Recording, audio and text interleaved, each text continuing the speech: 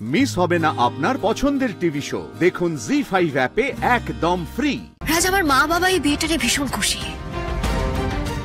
কারণ ওনারা আমাকে একটা ভালো পরিবারের হাতে তুলে দিতে চান।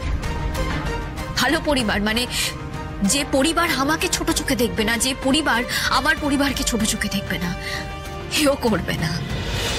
ম্যানেজার যে টাকাটা পায়, যে স্যালারিটা পায়, তার হাফেরও হাফ অনেকটা কম স্যালারি পায়।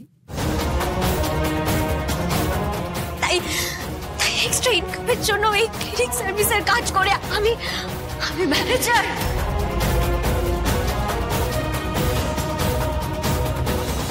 না না, এ হতে পারে না।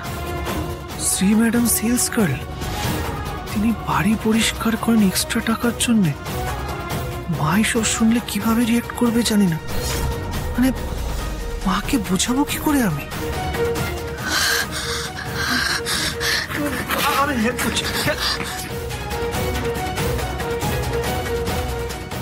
আপনি খুব হতাশ হলেন তাই না রাজ?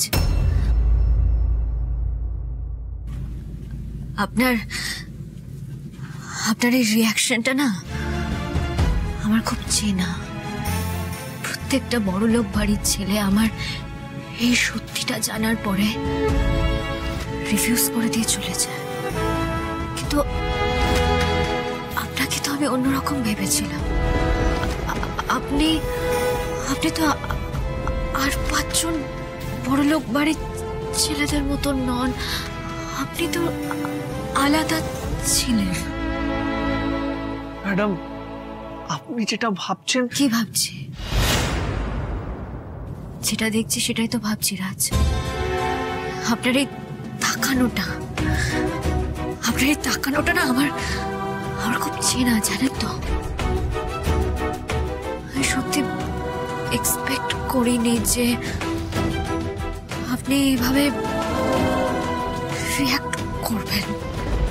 হয়তো সত্যি মানুষ চিনতে ভুল হয়ে গেছে আমার। রাজ দেখুন, আপনি তো জানেন শ্রী কখনো মিথ্যে বলেনি।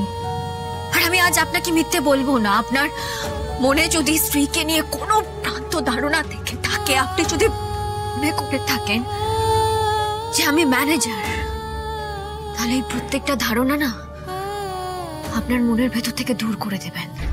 আমি ম্যানেজার নই রাজ, আর এটাই সত্যি। আপনি আমার অনেক বড় উপকার করেছেন, অনেকভাবে আমাকে বাঁচিয়েছেন। আর আজকে যদি আপনি ঠিক সময়ে এসে আমাকে না বাঁচাতে, সত্যি জানি না ওই লোকগুলো আমার সঙ্গে ঠিক কি করতো। আমি আদৌ এভাবে দাঁড়িয়ে আপনার সঙ্গে এতগুলো কথা বলতে পারতাম কিনা আমি জানি না। আমি চিরঋণী হয়ে থাকবো আপনার কাছে। আপনার এই ঋণ আমি কোনোদিনও শোধ করতে পারবো না।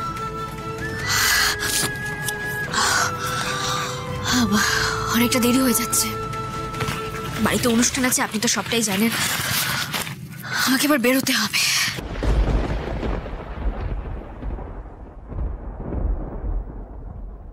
আমি আসছি। আপনি জানতে চেয়েছিলেন না আমি সতীশকে ভালো না বেশেও কেন বিয়ে করতে রাজি হয়েছি। আজ আমি আপনাকে কারণটা বলছি। সেদিন আমি ভীষণ খুশি হচ্ছিলাম, যেদিন আমার এই সত্যিটা জানার পরে ওরা না কোনো রিঅ্যাক্ট করেনি। আমি সামান্য একজন সেলস গার্ল, এই কথাটা জানার পরেও ওরা আমাকে হাসি মুখে দেখতে এসেছিল। জানেন তো রাজা, আমি কি বিশ্বাস করি? আমি বিশ্বাস করি এই পৃথিবীতে না কোনো কাজই ছোট কিংবা বড় হয় না। তাই আপনার এইভাবে তাকানোটা শুধু আমার জন্য নয়, আমার পরিবারের জন্য যথেষ্ট অসম্মানের। রাজ, আমার মা বাবা এই বিয়েটা নিয়ে ভীষণ খুশি, কারণ ওনারা আমাকে একটা ভালো পরিবারের হাতে তুলে দিতে চান। ভালো পরিবার মানে যে পরিবার আমাকে ছোট চোখে দেখবে না, যে পরিবার আমার পরিবারকে ছোট চোখে দেখবে না, এও করবে না। ওদের অনেক সৌভাগ্য যে ওরা আমার মতো একজন জামাই পাচ্ছে। ওদের তো আমাকে বুঝিয়ে পুজো করা উচিত যে সতীশ চ্যাটার্জি শ্রীর মতো একজন মেয়েকে বিয়ে করে উদ্ধার করে দিচ্ছে। দেখুন, এই পুরো বিষয়টা নিয়ে না আমি এখন অব্দি ট্রমার মধ্যে আছি। আমি বুঝতে পারছি না আমি কিভাবে রিয়াক্ট করবো। আমার বাড়িতে একটা অনুষ্ঠান আছে, আমার সত্যি বুঝতে পারছি না। তবে আপনি এখানে স্ত্রীকে চোখের জল ফেলতে দেখছেন তো? স্ত্রী চোখের জল ফেললেও স্ত্রী তার বাবা মাকে চোখের জল ফেলতে দেবে না। খুব ভালোবাসি বাবা মাকে। থ্যাংক ইউ সো মাচ রাজ। আপনার এই উপকারটা কোনোদিনও বলবো না। ম্যাডাম,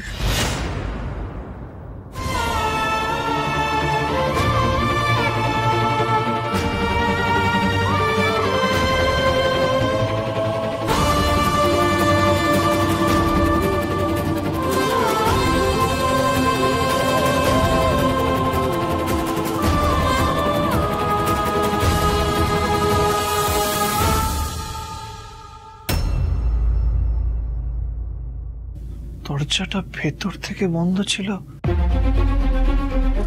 আর ম্যানেজার ম্যাডাম এখানে ছিলেন, আর যে বাড়ির মালিক সে আমাকে দেখে বাইরে পালিয়ে গেল।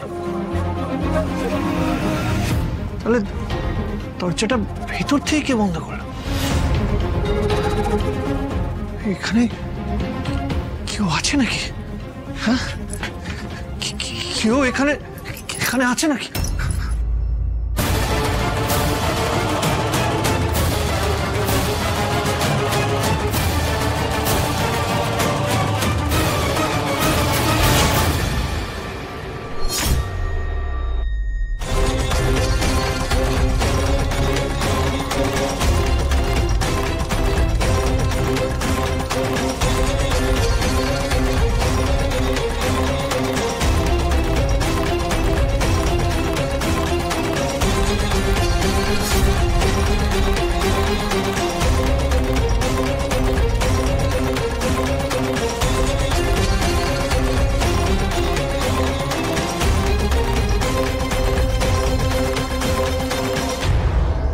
যে বা যারা এই কাজটা করেছে তাদের আমি ছাড়বো না। আমার হাত থেকে তারা রেহাই পাবে না। কিন্তু এখন আমাকে ওই আশীর্বাদের অনুষ্ঠানে যেতে হবে। শ্রী ম্যাডাম সতীশের সাথে কখনো সুখী থাকবেন না। উনি এটা সতীশের ব্যাপারে ভাবছেন সেটা পুরোপুরি ভুল।